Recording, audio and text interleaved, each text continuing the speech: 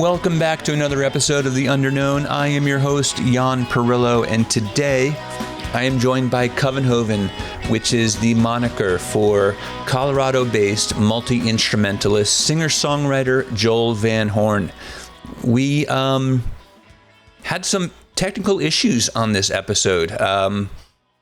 It was really interesting because we were talking about some pretty deep issues, as you'll hear. For one, we were talking about some grief that Joel had gone through in the past few years, and he would get dropped and we would have to pick up the conversation again. We had some funny stories, as you'll hear. I should say Joel had some funny stories, as you'll hear, and he would get dropped and have to start the story over again.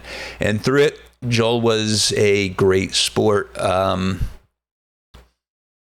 it made for a difficult to record episode, but I think that the conversation was excellent. Joel, he's, as all my guests are on this podcast, and what I'm really finding out is indie artists as a whole, at least the ones I've met, and this is granted only episode 11.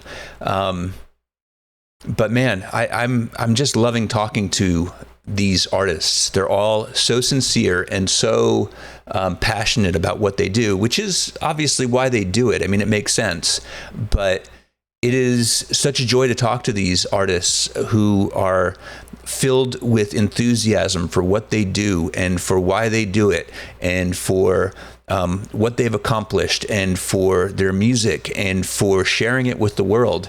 It really is a pleasure. And so Joel, through all of our technical difficulties and all of the things that we had, I think we probably recorded for about an hour and 45 minutes to get an hour of interview. He never lost enthusiasm. And so I think this is still one of the, it's just another great conversation. And it's because of that enthusiasm that Joel has for his project, for his music, and for what he's doing, and for the passion that he has, and the passion that I've found in so many of these independent musicians. So without further ado, let's talk to Joel. What's the color of the dark? I think I heard you call it heather. You're the drummer of your heart, playing the rhythm of forever.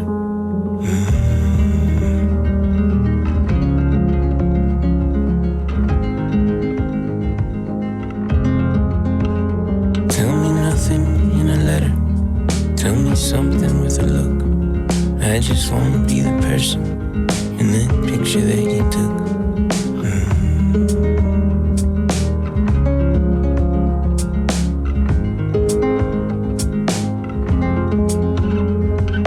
Saying you were wrong, I'm not saying there's an answer. Just thought maybe I could be the song and you could be the dancer.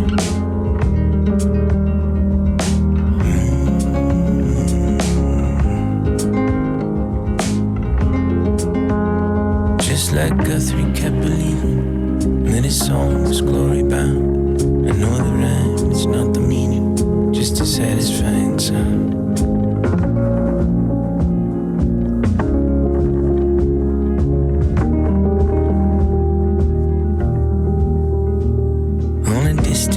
Island, you're the book that I take with me.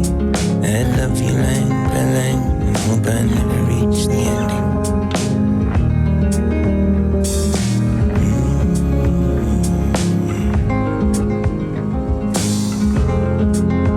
I'm out here using all my senses, trying to step on every stair. I've been tearing down my fences while the rest are painting theirs.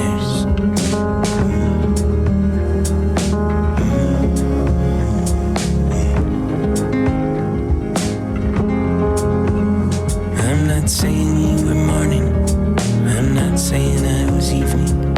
I'm just saying there's a number, turning every odd to even.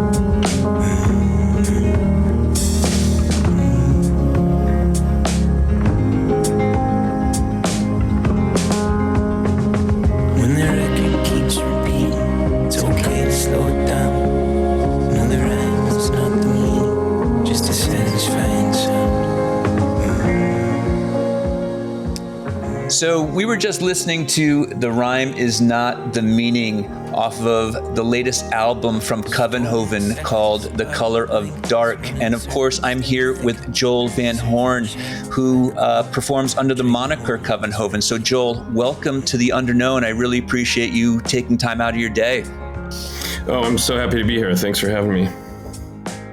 So, Joel, maybe, I have a lot of different areas that we can go, but the first one might be, let's talk about your moniker Covenhoven, because we kind of started to talk about that before we hit the record button. And I know that it's kind of like a project, but I know it has a deep meaning for you as well. And so I thought that maybe the first place that made sense, because, you perform under this moniker, but you also perform often with a band. Sometimes you perform solo, but it's always under Covenhoven. And it's a name that has some pretty deep meaning for you. Yeah. And so could you tell me a little bit about the name Covenhoven and where it came from and how you came to use it? Yeah, so my grandfather built a cabin in southern Wyoming, started in the mid-50s, took him about a decade to finish, did it all by hand, had very little help. And it's a very rustic log cabin, in the woods. This place I grew up going to every summer, and it just kind of really became a centerpiece for my childhood and for my siblings. Wow. And so, our family just really held that place dear. And my dad named it Covenhoven, made a big wooden sign that he bolted to the front of the cabin, hanging from the stoop there. And so, yeah, it just, I always kind of wondered what was the deal behind that. Why did he name it that? I loved that name, but didn't know much about it. And so since, I named the project that, I got a lot more information by talking to him and also looking into the actual Covenhoven, which is in New Brunswick, and a Van Horne. Our last name, William Van Horne, is somewhat famous up in Canada for building the entire railroad. And he has an estate called Covenhoven on an island that is actually like a historical site now. And I actually, I stumbled across on one of my recent Canada tours. I stumbled on a little rest stop that has the final stake, meaning like the final stake driven into the railroad. There was a ceremony held there by Van Horne and a bunch of other well-known Canadian probably business tycoons, et cetera, and so they all met there and took a photo and drove the last stake into the railroad. Anyway, so I bought a book there and I started realizing that we actually may be related to this guy, way back when. But originally I just kind of thought it was cool. And that's why my dad named it that. He just found another Van Horne in a story, and he thought that our cabin should be called Covenhoven. So. Yeah. Yeah. Like this is our estate, it's out in the woods, and it might not be this magnificent palatial, acreage in that cost, millions of dollars, but this is our estate. This is our paradise. That's really cool. So is this so your grandfather built this thing by hand? Did he cut the trees down? Did he strip it? Did he do all of that? Or did he Yeah, there's photos.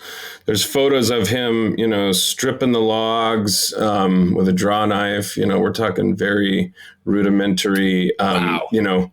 Took 10 years, like I said, and so it just, it honestly, that kind of hit me when I kind of realized all of that and how just how interesting and cool that was. And so my first record I kind of tried to emulate that and kind of make it by hand, did everything myself, played all the instruments, recorded it at my home studio, etc. Almost like a tribute to him, and just the whole experience. And also wanted to try to capture musically, like just how I feel when I'm at that place. And just, it was an attempt to, sort of transform all of those feelings into a tangible thing, into a record. Joel, I know that your dad. So with Covenhoven, and we're talking about your dad and how he named the place and how that had a big influence on you, and how and I know he had a big influence on you musically. But I want to get into a little bit of your music and specifically your most recent album. And we were listening to the song off of that most recent album. This album, for those that don't know you, if they just listen to it, it is a bit of a shift sonically for you. And it's not a major shift, I don't think. I mean, it still sounds like you're still singing, but it is a more expansive album as I listen to your work. It's a little bit more, I don't know, I'd call it cinematic, maybe. It's a little bit bigger. And I feel like you thought that too, because you recently released what I thought was really cool, a stripped down version of each of the songs in order, where you recorded each of these songs, just you acoustic, in a different location. And I think you did it outside in nature as you had time during your tour. And it was really kind of neat how different the song was, but also the same. You want to just talk about like how this new album, The Color of Dark, came about, and why you felt compelled to kind of bring it back to like I don't know, I don't want to say your roots, but maybe your roots. Yeah, I mean, that was just an idea that I had kind of, real close to leaving on that tour. I was gone for like 7 weeks, and I've done this same run, this big West Coast up into Canada run multiple times. And it's some of my favorite country, to travel through. There's so many amazing national parks, and a lot of sections of the coastline are just absolutely gorgeous. And I'm really lucky to really have gotten to know those places as well as I have. And that's a big part of my travels. When I'm touring, I'm trying to take days off and camp in different places and make sure I spend time writing songs, et cetera. And so it kind of occurred to me that what if I re-record the whole record outside, next to the ocean, or in Joshua Tree. I found this incredible little, stone alcove in the like otherworldly landscape of Joshua Tree that was kind of a perfect little recording studio, just a natural windblown stone that was like this little dome that I was able to hole up in and record in. And, so I just did that for the whole tour, and just had the goal of trying to get all 10 songs recorded in some way, shape, or form outside in all these beautiful places that kind of, in a lot of ways, and in a lot of cases, very literally were the birthplace of these songs. And so I just thought that would be really fun, and I wasn't really sure if it would work out. Sonically, there's a lot of problems recording outside, and I didn't really know how it would go, but thankfully it worked out, I think. And I embraced the fact that it's pretty lo-fi, pretty simple. There's a lot of auxiliary noise in the background on some of them. And, but yeah, it worked out. Well, I listened to it before I knew what it was. So like the first time, because as you know, I was newer to your music, and when I find an artist, it's like I listen to them and I like their music before I know about you, right? So I didn't know what you had released, and it's just like your music resonated with me. That's why I asked you to be on the podcast. It's not like I know a lot about you, and then I'm not generally speaking, I'm not a longtime fan. When I ask you to be on, I find you, I listen to you, I think that you're really good, and then I ask you to be on the podcast, and then I learn more about you. And so when I heard this, when I saw these 2 albums on I use Spotify, which I wish I didn't, but I do.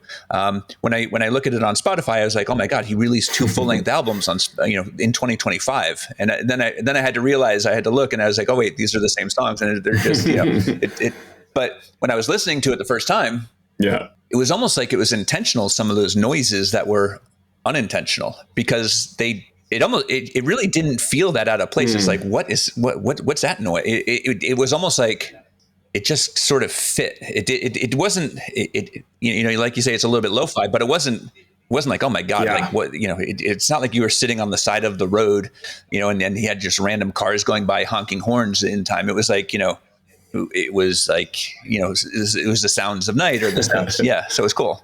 There were some outtakes where that did exist, and so I realized that I was, that I had to redo that song, and but no, you're absolutely right. I think honestly, there was a lot of very lucky moments, birds chirping right in like the moment where another instrument would have come in, or the crow right. that counts the song off in Joshua Tree. Like I was kind of just on the lookout for those moments, and if you do it long enough, things will happen, and I'm really into that idea that luck and happenstance kind of plays a part in something like that, And so, yeah, I was embracing that. I was looking for those things and hoping that things like that would happen. So, and a lot of times I would just hit record and I'd just wait, I would just wait for the world to do things. And then I would start the song, or after a song, I would let it go for a while and just see what happens. And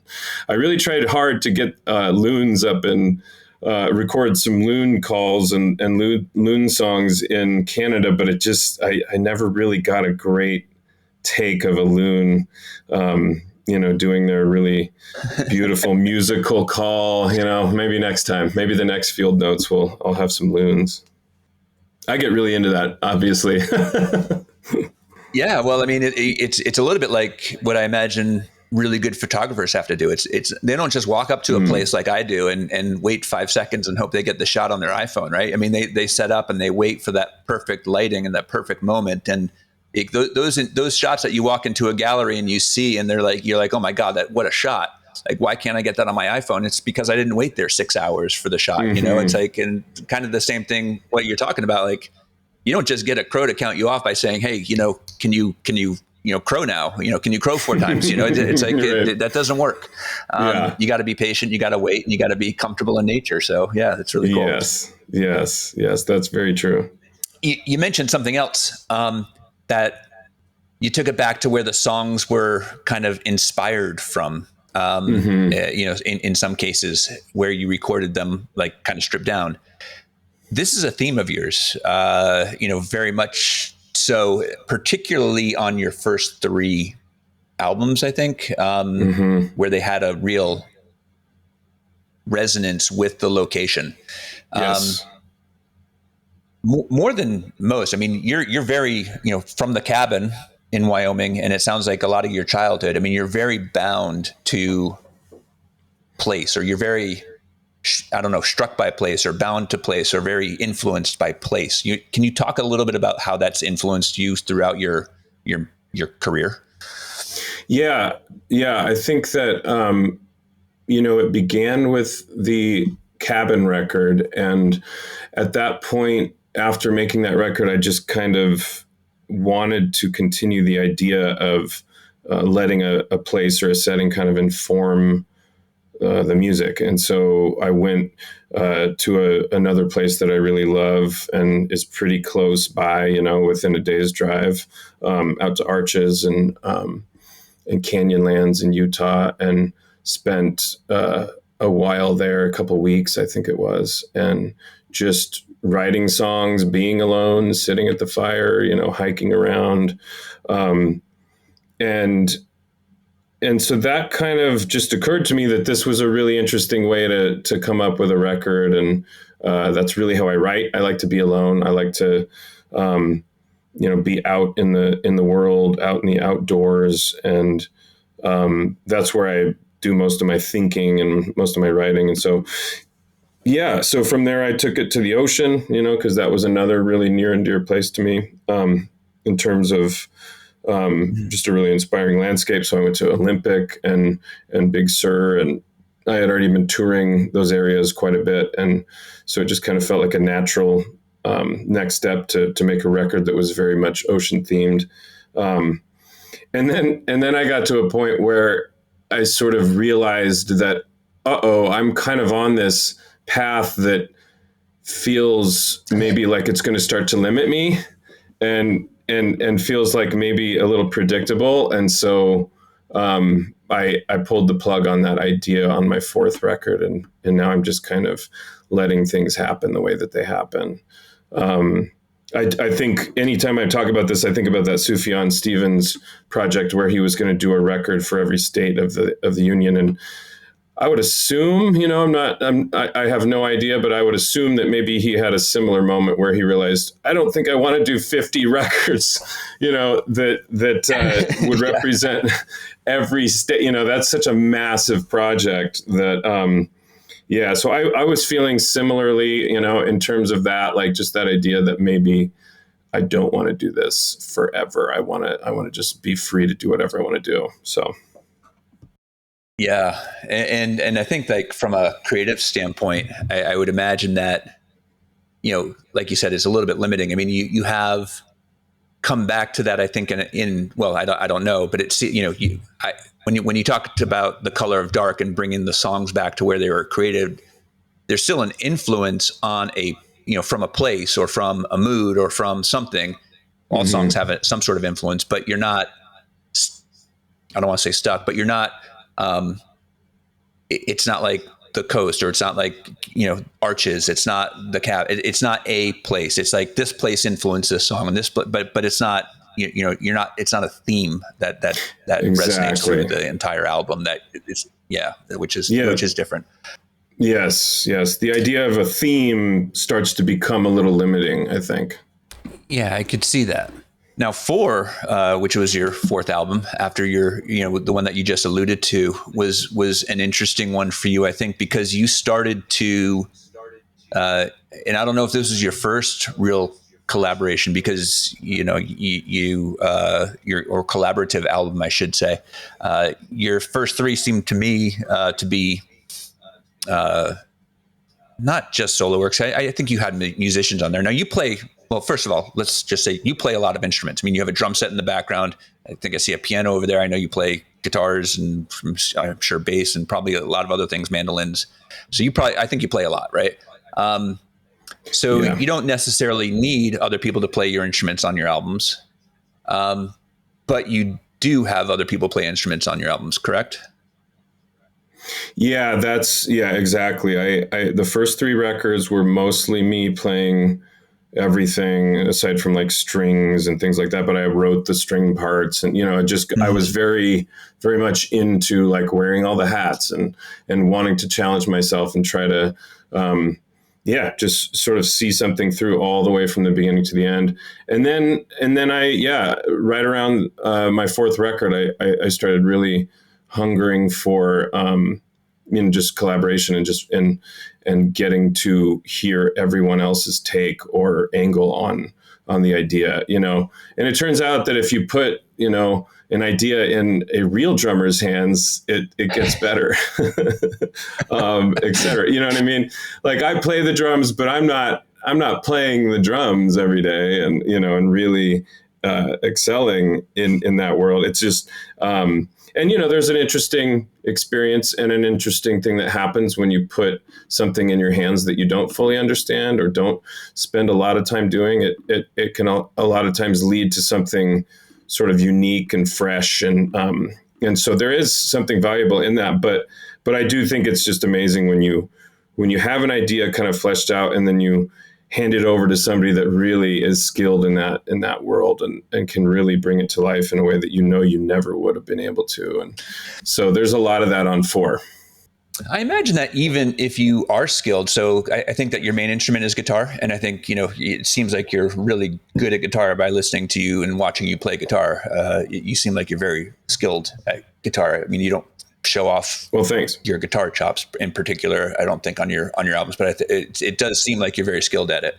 I think even if you take a guitar part and you gave it to just a different skilled guitar player, like you'd probably find things there that might be refreshing to you as well, just because someone would have a different take on it. It's not even just that it's like a different skill level. It's just like a different take on something that you might not think of, a different creative aspect to it. And so probably Absolutely. That was probably hitting you in 4 as well.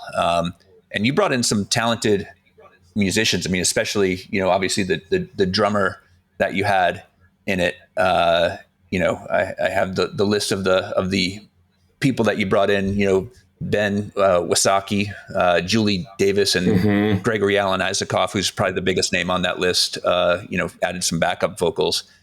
How did you, first of all, when you decided to collaborate with some of these people, you really decided to collaborate? I mean, you went pretty big. I mean, those are some, pretty big names. And I know that you're in Colorado, and they were also part of the Colorado scene, and they probably weren't as big then as, especially Gregory Alan Isakov as they are now. But the Fray was certainly big, probably bigger than.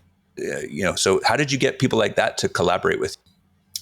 Well, they're all just friends. The Colorado scene is pretty tight in a lot of ways. And so Ben approached me at some point. I forget how that all went down, but he decided he was going to start producing records. And so at some point we had a conversation, and then it culminated in that project. And it was really great to work with Ben. It was, he's got a real knack for that part of making records. And so, he brought his drumming as well, and his real pretty impressive knowledge of recording drums and just all of his drum sets. And so that was a real joy to work with him. And then, my buddy Greg, he's been a friend for over a decade now, and I just love him as a person and as a musician. And so he was really generous to sing on 2 songs. And the song that was in particular of note was the song I wrote for my brother who passed away. And I brought in people that knew him, and people that, my siblings sing on that song. My brother and my sister, oh, wow.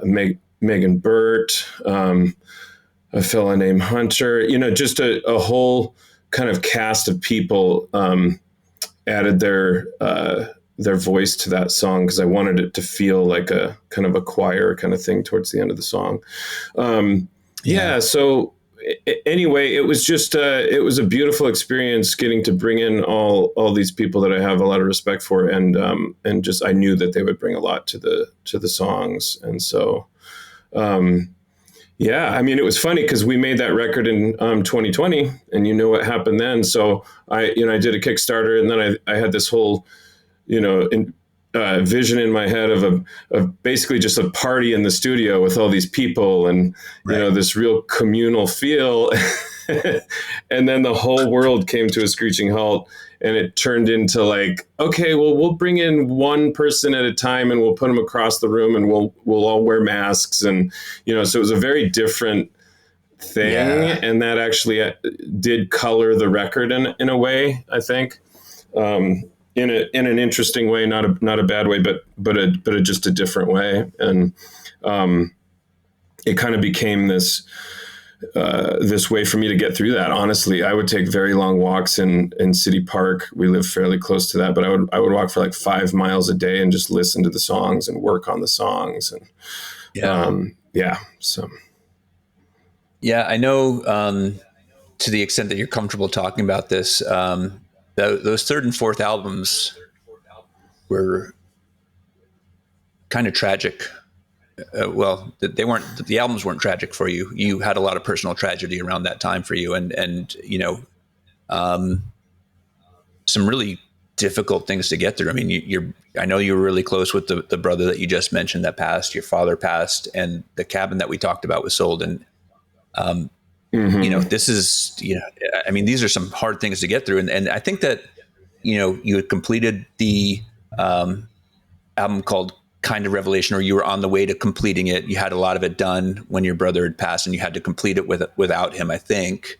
And then, your father had passed who, so, you had just so much grief around that time, between and during the recording of those 2 albums that,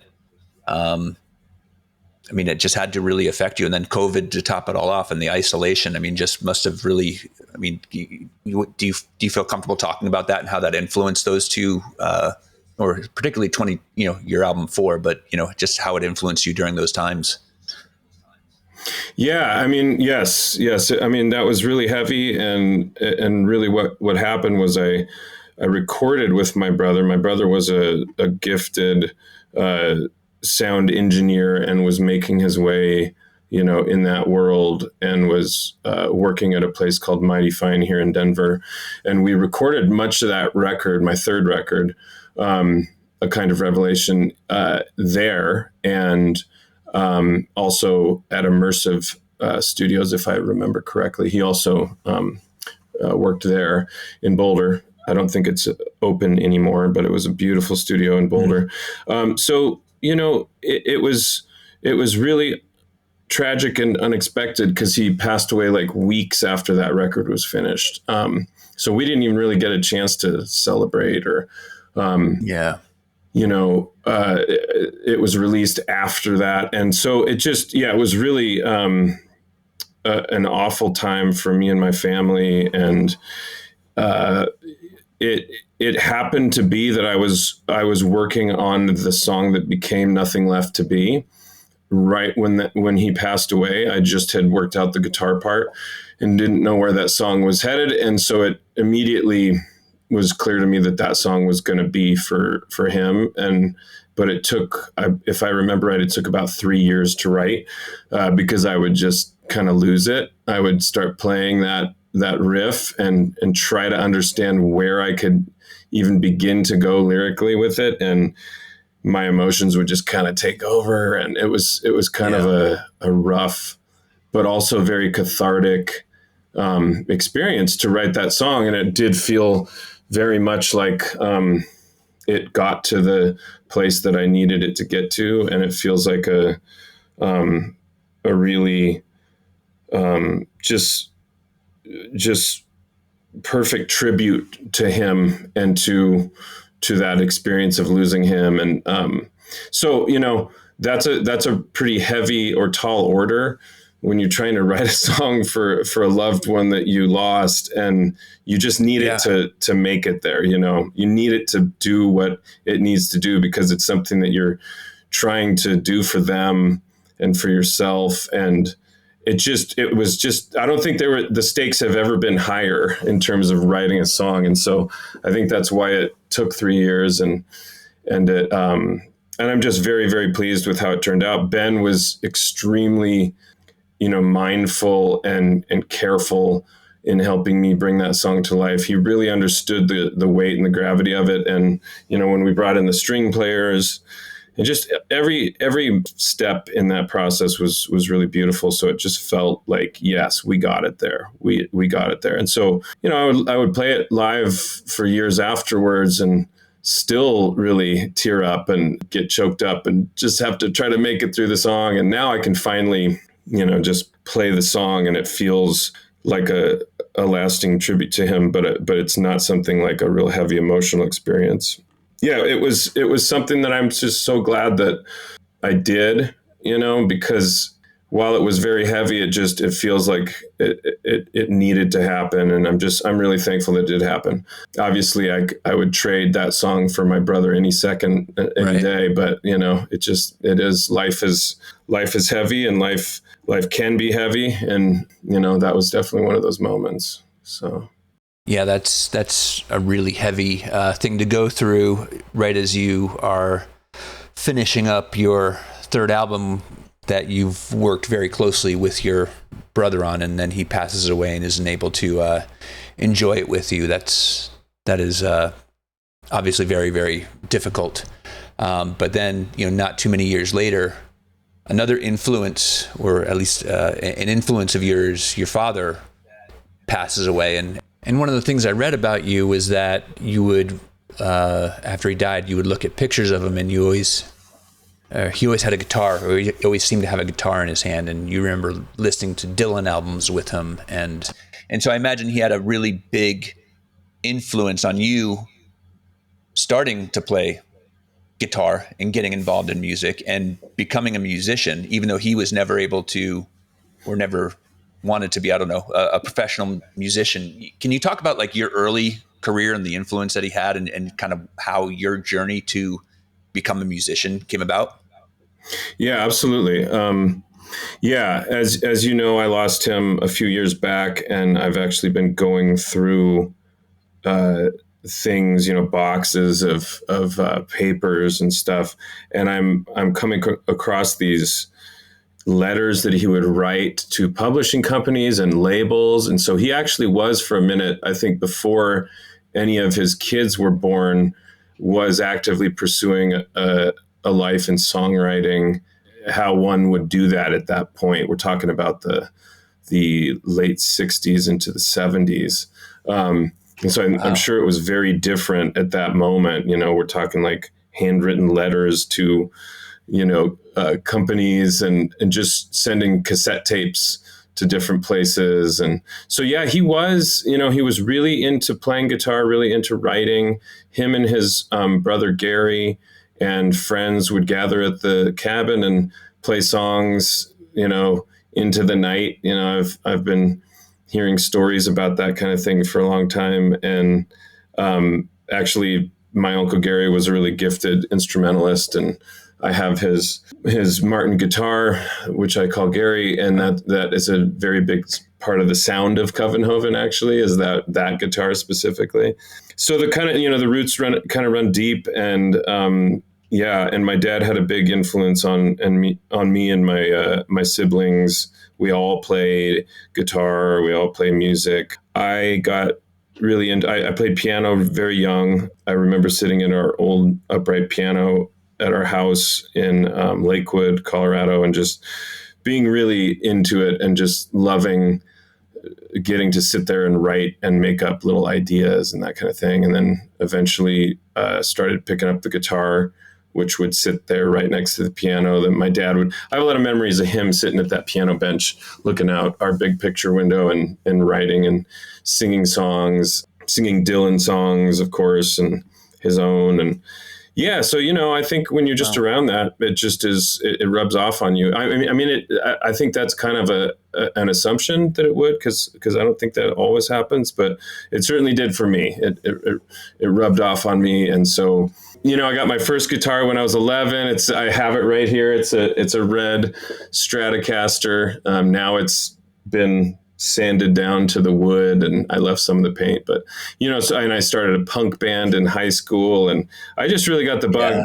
Yeah. I loved it. I absolutely loved playing in a band and writing songs and jumping around on stage and going crazy, and that was my thing. And then it just sort of slowly evolved to where I am now. But yeah, I've been doing music for over 30 years. So only a kid whose father was an actual musician gets their first guitar as a Stratocaster. Otherwise, you got to buy like the, $50 Cort, only you got to be a musician's son to get a Stratocaster for sure. Well, let me just also mention that my first guitar was a 3/4 size nylon string Checkmate. It had like a metal die-cast emblem nailed to the head.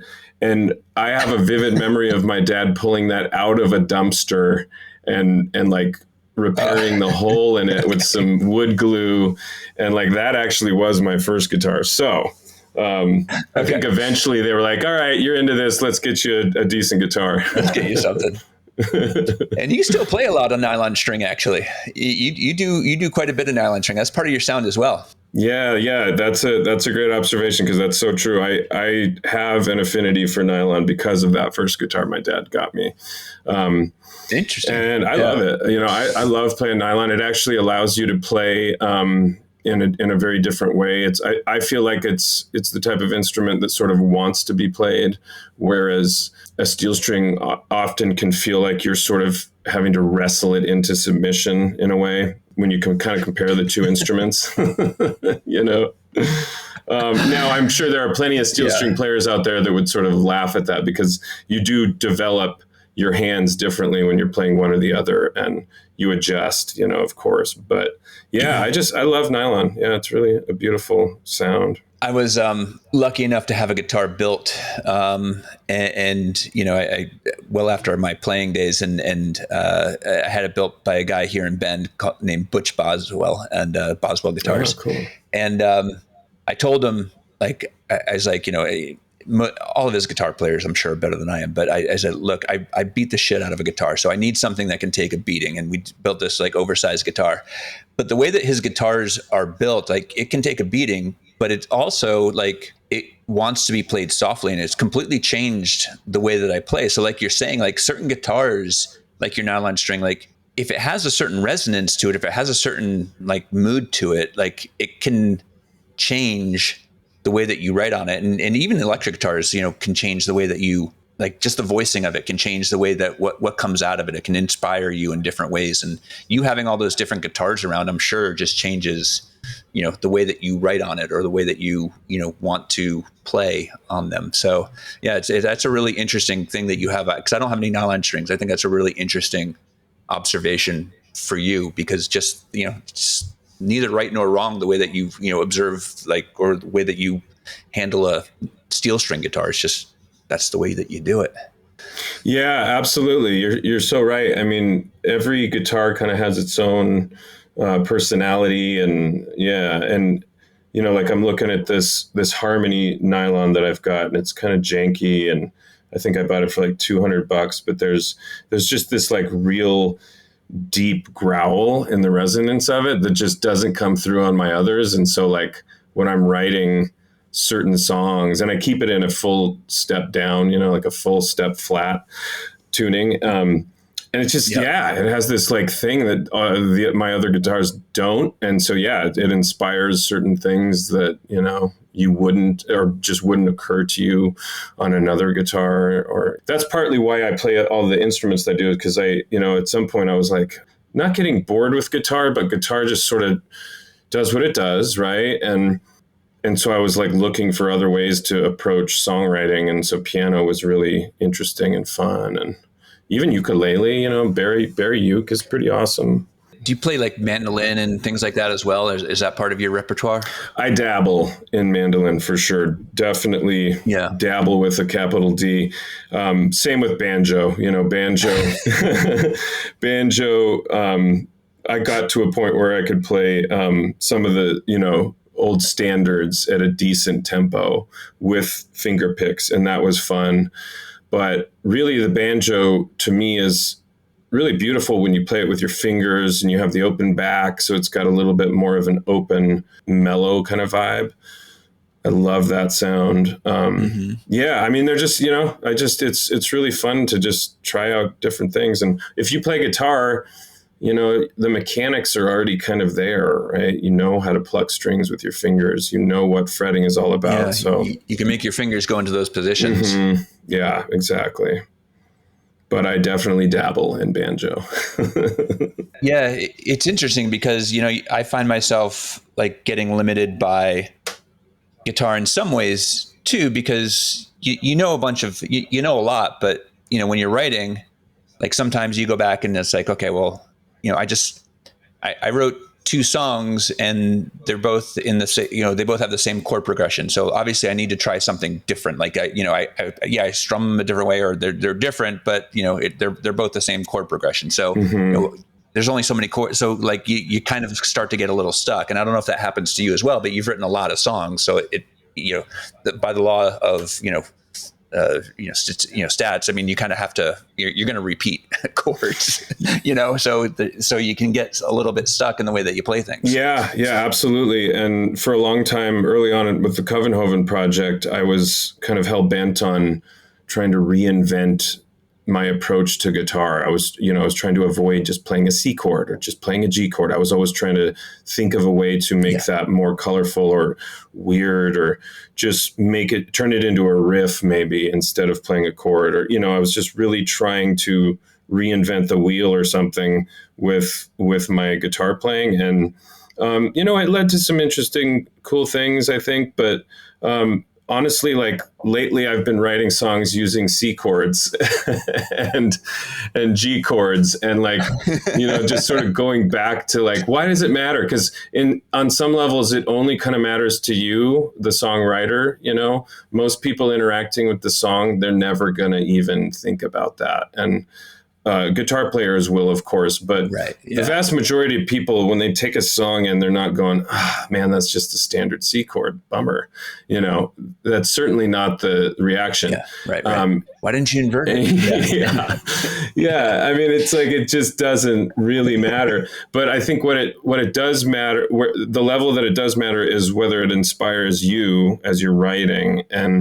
And I do think like open tunings are really an exciting frontier for guitar players to go into, because that does sort of reinvent the instrument. And so that's been, that it's funny because the side effect of that is that you have to bring like 4 guitars with you on tour, but it is, but it is worth it, because it just, you discover and you land on things that are just so different from what standard tuning would get you to. I have a song on the new record called The Lining, and I borrowed that tuning from Justin Vernon. Like that was a tuning that he used on some of his songs with the first Bon Iver record, I believe. And so naturally it sort of has that sound in it, it's like baked in, is a little bit of a Bon Iver thing, but like, it completely, sort of changed the instrument, for that song. And it was just really cool and fresh and felt exciting. Yeah. So yeah, I love that kind of stuff. Well, one thing that I when I was watching you kind of created this short documentary after a kind of revelation, and you talked about the focus that you put on really every lyric and how that can influence the direction of your songs too. So we're talking about like how chords can influence it, but for you, it seems like the lyrics, the words in the lyrics can really influence the song, and presumably the melody, and how getting those lyrics right can really sort of make or break a song for you. And I want you to talk about that a little bit, but I also want you to talk about, particularly on your earlier work, looking back now, do you go back and kind of say, with your perspective, and you don't need to name specifics or anything, but do you regret any of the lyrical choices that you've made previously, or have you gotten them mostly right, or is that just not even a decision that you go back to? It's just like those are the decisions I made. I don't think about that. I mean, how do you, because of the effort that you put into your lyrics, how do you look at them in hindsight? Yeah, that's a great question. I do. If I'm honest, I do think that there will be, if I look back far enough, I will come across something and go, whoa, man, like kind of cringe, And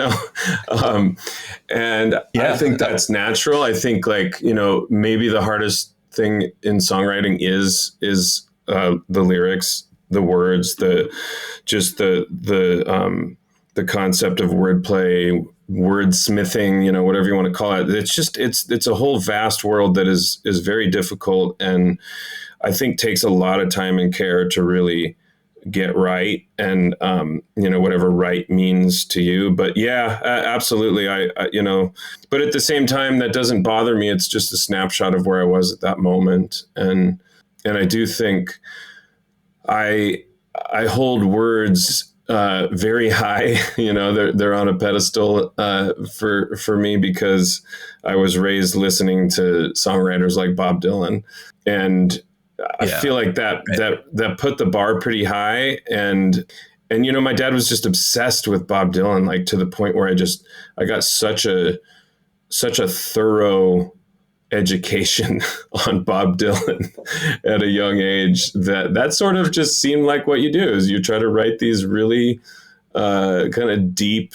lyrically poignant songs, and a lot of the early Dylan stuff and throughout his career was just that. It was just some pretty amazing use of words. And so so I'm just always chasing that, as I also chase music ideas and like, so I'm always trying to chase down all of that stuff at the same time. And of course, when you write a song and it all kind of does come together, that's an exciting feeling. And I'm sure that's something that most songwriters can relate to, just that feeling of like, oh, finally it all came together. This song feels like it wanted to exist, and and everything just feels like it kind of fell into place. And then there's other songs where that stuff just feels like it takes forever, and that can be frustrating. And but that's kind of maybe why it's worth it. Right. Yeah. I think when you talk to songwriters, sometimes the song comes together in 10 minutes, 10, well, usually not 10 years, but it can take, 10 months. It can take, a year. It can take a long time. And each song kind of has its way of coming out. And, sometimes it takes a lot of patience to get to that end point. Yeah. You mentioned you do a lot of you have this West Coast swing, and I saw that you come to my town, and I missed it, Bend, Oregon. Oh, and very cool. I missed you last time that you came around so I'll definitely see you next time. But you're also trying to do something interesting, which I know Dan Mangan, who I think that you, I don't know if you know Dan Mangan or not, but he has an app that kind of does this like living room or these smaller tour type of thing. Oh, Side Door. But you're also trying to do a European tour.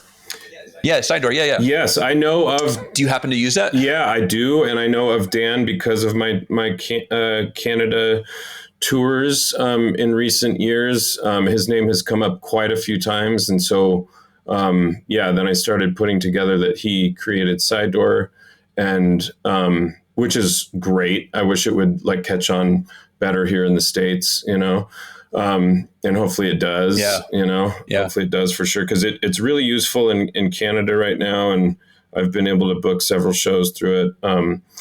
And I'm just hoping that. Good. Yeah, I'm hoping that it'll be more active in the States as well. And then I am looking into Europe, and probably going to do a tour in April of 2026, and that'll be my first European tour. So it's going to be. Will it? Oh, that's great. Yeah, it'll be fun. I played one time in Ireland just as a fun little. I was on a trip with my wife and her sister and brother-in-law, and I just thought, man, I might as well just try to play a show, and I did. I played with. Do you know who Joan Shelley is, the folk singer? I don't think so. Joan Shelley, she's great. She's really, really talented. But she was kind enough to let me open her show in Cork, in Ireland, so that was fun. But so this will be more of an actual tour, and I'm probably going to try to play like 6 or 7 shows in the course of 2 weeks. So it'll be pretty chill, but so that's awesome. Yeah, so it's kind of coming together, and that'll be fun. Well, I was just in Stockholm and Helsinki, and get ready for some expensive food because the dollar is weak. Okay. It's expensive over there. Good to know. Yeah, but it's great. I mean, I've been talking to some bands and some musicians from Europe, and it seems like there's a really great supportive music scene. One of the places I'm seeing a lot of people play is Germany, but the UK seems like it's really doing well. So I hope you have I hope you're able to book something really great, and I hope that they really take to you. It's I don't know much about it. I've never toured Europe, and it's not something I can offer you anything on, but I hope that you have a great time. I mean, people like, I know Dylan LeBlanc and David Ramirez, who I've interviewed here as well. They spend a lot of their time touring over there. Oh, and they're very cool. Both, fantastic, Americana type musicians. I know that they there's. They do it all the time. So, I do have fans there. They have great success. Yeah, I've got fans there, and I know that much. I don't know how many, but it'll just be a total test run. But there's, of course, just the overhead, like flying over there, and then just the fact that you're not able to bring the type of gear that you can drive in the States. And so, and then, of course, like how many border crossings will there be? And there's just so many things to think about, but we'll just take it as it comes. We have to get rid of a couple of those alternate tunings. For sure. I'm currently thinking of how do I play a tour with one guitar? How do I get, how do I figure that out? So I can, absolutely. I can imagine, because, that's going to be hard. Mm-hmm. All right. So for the last couple of questions here, I ask everyone the same 3 questions to end this podcast. The first one is, I'd like you to tell me about a band or musician that you think everybody should watch out for, like a kind of an up and comer that you might be aware of. Ooh, I should have done my homework. Let's think about this for a second. Let's see.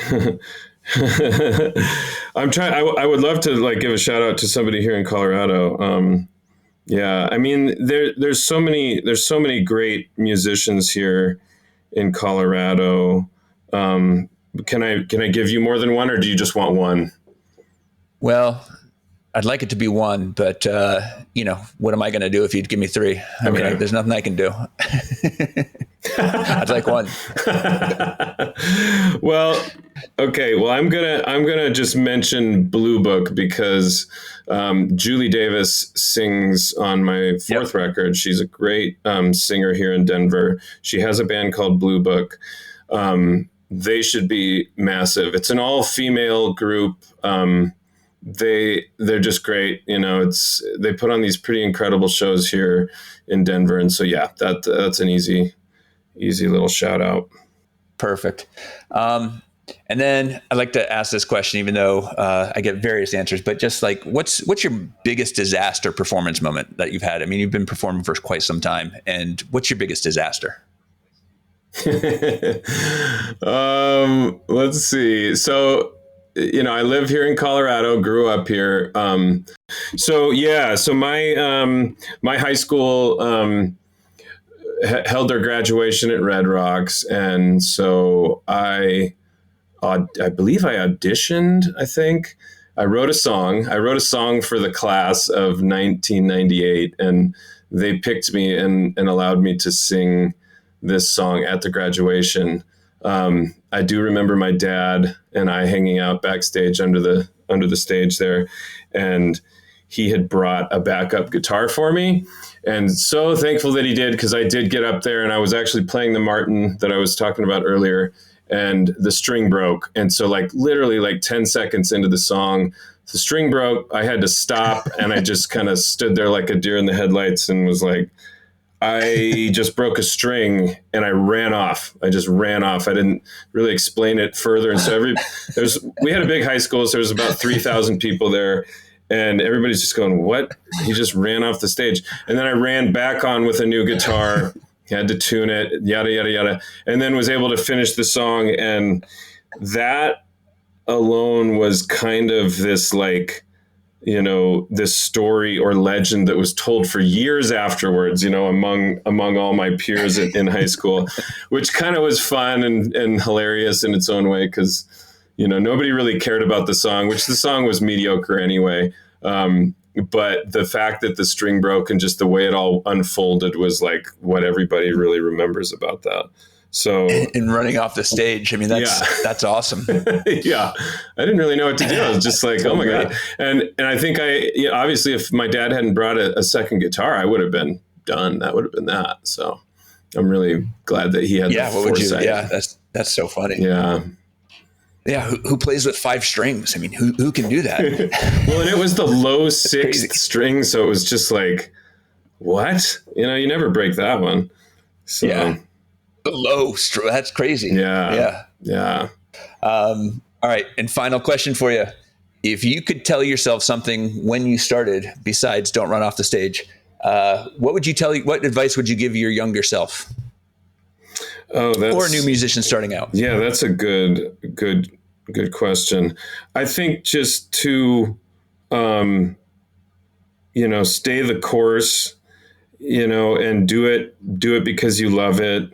And that it probably isn't going to work out quite the way that you think it might, that your path through music is going to be something that is ever evolving and most likely won't lead where you think it's going to lead. So just be ready and just be willing to kind of ride the boat wherever it ends up. Because, you're doing it because you love it. And this industry is just continually evolving, and, everything is vastly different from when I started. And, it's just constant, it feels like, in terms of oh, okay, now we're supposed to care about this, and this thing's done. Okay.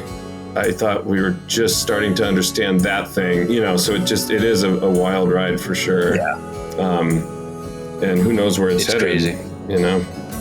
So I think I guess this is a long-winded answer, but just focus on the music and what matters, writing songs and and getting better and just trying to be the best that you can be, basically. So awesome. Joel, thank you so much for being here. I really appreciate your time today. It was awesome to talk to you. You wear those scars like proof that you have lived the truth. 'Cause we are meant to fade. It's what we're made of. A fragile fleeting turn, a candlestick that's burning. And I've been learning how to wake up, to wake up.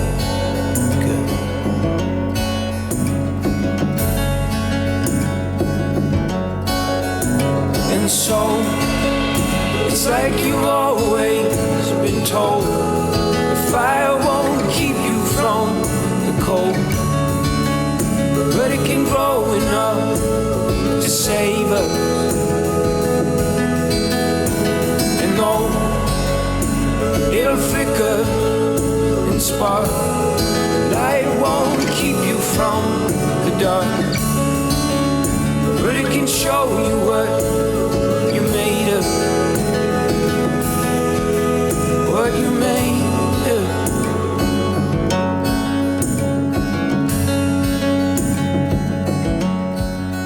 Do you remember when we were 10 and still tried to pretend? This is a song called Scars off of Covenhoven's second album.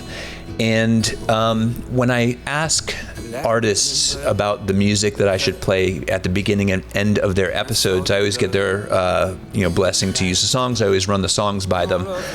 But I try to use songs that really resonated with me when I was listening to their music, and that usually is acceptable to them. They usually like to hear someone else's impression of their music, especially since I'd been listening so intently to their music. So this song, Scars, really resonated with me. And like I said, it was an earlier song.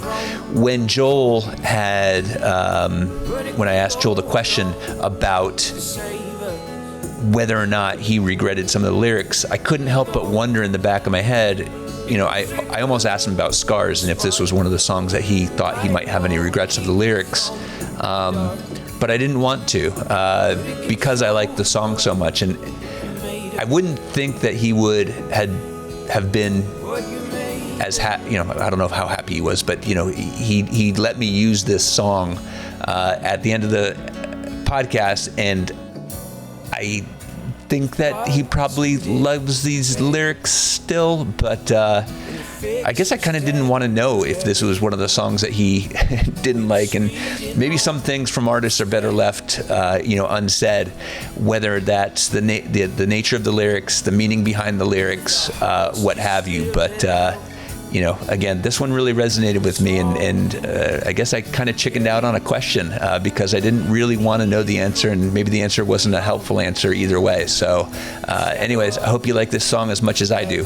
I just talked over half of it like an annoying DJ, so you can listen to this on any of your favorite streaming platforms. It's called Scars. And so it's like we've always known, we'll all be reaping what we've sown, and we won't be keeping what